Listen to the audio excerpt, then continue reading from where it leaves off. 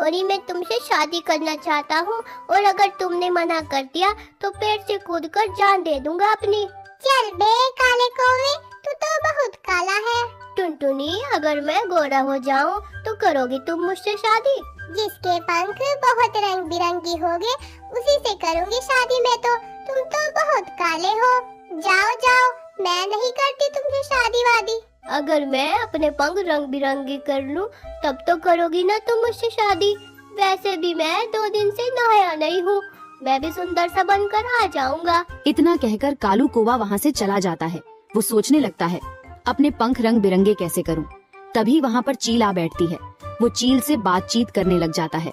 चील को अपनी सारी परेशानी बताता है। चील दीदी, मैं तो परेशान हो चुका हूँ। टुनटुनी तो मुझे पसंद ही नहीं करती, बोलती है मैं तो किसी गोरे कौवे से शादी करूंगी जिसके पंख रंग बिरंगी होंगे। इसमें कौन सी बड़ी बात है, तुम अपने पंखों पर रंग बिरंगे पेंट करवा लो, फिर टुनटुनी तुमसे शादी कर लेगी। अरे हाँ, तुमने मुझे पहले क्यों नहीं बताया? मैं अभी जाकर अपने पंख रंगवा लेता हूँ। तभी कौवा एक पेंटर के पास जाता है और अपने पंख रंग बिरंगे रंगवा लेता है। मैं तो हो गया रंग बिरंगा। अब टुनटुनी चिड़िया मुझे शादी के लिए मना नहीं करेंगी। अब चलता हूँ टुनटुनी चिड़िया के पास। कौवा खुश होकर टुनटुनी के पास चल देता है। वो कुछ ही दूर चला था, तभी अचानक से बारिश आने लगती है और कौवे पर लगा सारा रंग बारिश की वजह से बह जाता है। तभी वो टुनटुनी के पास पहुँचता है। देखो टुनटुनी, अब मेरे पंख कितने सुंदर और रंग बिरंगे हो चुके हैं। तुम कहाँ से रंग बिरंगी हो गए? तुम तो अभी काले हो और काले के काले ही रहोगे। तुम्हारे पंख कभी सुंदर नहीं हो सकते। मुझे नहीं करनी तुमसे शादी वादी। जाओ यहाँ से, चले जाओ काले कौवे। कौवा चील के पास जाता है और उसे सारी बात बताता है कि टुनटुनी ने उसे फिर से काला कौवा बोला। तुम एक काम करो, तुम चाहो तो किसी और पक्षी के पंख लगा सकते हो, कोई ना कोई तो पंख दे ही देगा। जाओ और किसी परिंदे के सुंदर पंख ले आओ। क्या कहा? किसी और परिंदे के पंख? लेकिन मुझे कोई पंख क्यों देगा? यार, मैं पंख कहाँ से लाऊं? अब सोच रहा हूँ किसी पक्षी के पास जाऊं। इतना कहकर कौवा उड़ जाता है और मोनी चिड़िया के पास जा पहुँचता है। मोनी चिड़िया, तुम्हारे पंख तो बहुत सुंदर है, क्या तुम मुझे अपने पंख दोगी? मैं नहीं दूंगी अपने रंग बिरंगे सुंदर पंख। जाओ और किसी और से ले लो। चिड़िया, अगर तुम मुझे पंख दे दोगी तो मेरी शादी टुनटुनी से हो जाएगी। कौवा निराश होकर वहाँ से उड़ जाता है। बेचारा पूरे जंगल में घूमता फिरता एक मुर्गे को देखता है। कौवा उसके पास पहुँचता है और उससे कहता है, मुर्गे, क्या तुम मुझे अपने पंख देना पसंद करोगे? मुझे रंग बिरंगी पंख लगाकर टुनटुनी से शादी करनी है। क्यों नहीं, मैं दे सकता हूँ तुम्हें अपने पंख, लेकिन उसके लिए तुम्हें मुझे कुछ मक्का के दाने खिलाने पड़ेंगे। भुट्टे के दाने तो मैं ले आऊंगा मुर्गे भाई, चुरा कर। चोरी करने में तो मैं माहिर ही हूँ, तुम तो जानते हो ना। हाँ, मैं जानता हूँ। तुम ले आना मक्का के दाने चोरी करके। जैसे ही मैं मक्का के दाने खाऊंगा, मैं पंख फड़फड़ाने लगूंगा, और जो मेरे पंख फड़फड़ाकर टूटने लगेंगे उनको तुम अपने साथ ले जाना। ऐसे तुम्हारा काम भी हो जाएगा और मेरा काम भी हो जाएगा। ठीक है मुर्गे भाई, मैं अभी जाता हूँ और मक्का चोरी कर लाता हूँ। कोई भाई जल्दी आना, मेरी बीवी मुर्गी मेरा घर पर इंतजार कर रही है। कौवा वहाँ से उड़ जाता है और मक्का ढूंढता हुआ एक मक्का के खेत में जा पहुँचता है। भूख तो मुझे भी लगी है, क्यों न पहले अपनी ही पेट पूजा कर लूं, मुर्गे को बाद में देखा जाएगा।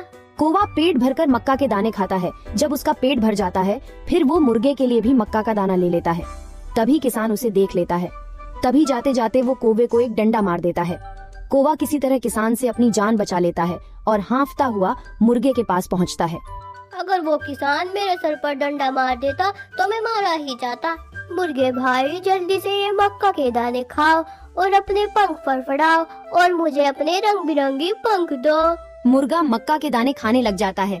जैसे ही मुर्गे का पेट भरता है, वो पंख फड़फड़ाने लगता है। फिर उसके पंख टूटकर गिर जाते हैं। कौवा बहुत खुश होता है।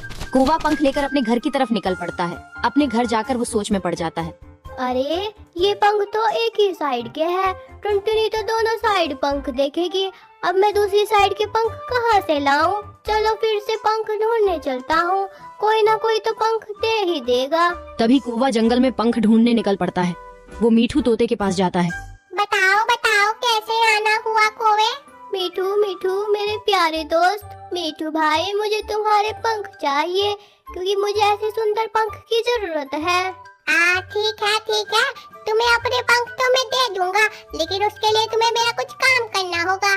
ठीक है मीठू भाई, तुम जैसा बोलोगे मैं वैसा ही करूँगा। बताओ तुम्हें क्या काम करवाना है? मेरा घर बहुत गंदा हो रहा है, तुम्हें मेरे घर की सफाई करनी होगी। मिट्ठू उससे पूरे घर में झाड़ू लगवाता है और फिर बदले में अपने कुछ पंख तोड़कर कौवे को दे देता है। मैं अपने पंख तो दे रहा हूँ, लेकिन मेरे पंखों को रोज शैम्पू से धोना, क्योंकि मैं अपने पंख बहुत साफ रखता हूँ, नहीं तो मैं अपने पंख वापस ले लूँगा। ठीक है, वैसे भी मैं शादी के बाद तो रोजाना नहाया करूँगा, वरना मैं और काला हो जाऊँगा और टुनटुनी को मेरा काला रंग पसंद नहीं है। इतना कहकर कौवा पंख लेकर उड़ जाता है और वो एक दुकान पर पहुंचता है। वहाँ से वो एक ग्लू खरीदकर घर ले आता है, फिर उन पंखों को ग्लू से चिपकाने लगता है। वाह कल्लू, तो बहुत सुंदर लग रहा है।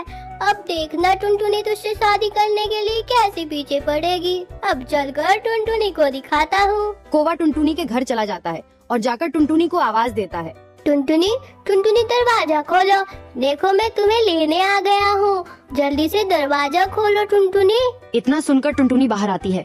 देखो मुझे, अब मैं कितना सुंदर और रंग बिरंगा लग रहा हूँ। अब मैं तुमसे शादी करने आया हूँ, अब चलो मेरे साथ टुनटुनी। तभी टुनटुनी कहती है कि उसने तो शादी कर ली है। क्या कहा टुनटुनी? तुमने शादी कर ली? देखो मैं रंग बिरंगी पंख लगा कर आया हूँ और तुमने शादी कर ली। जब कौवा वहाँ से नहीं जाता, टुनटुनी अपने पति को बुला लेती है।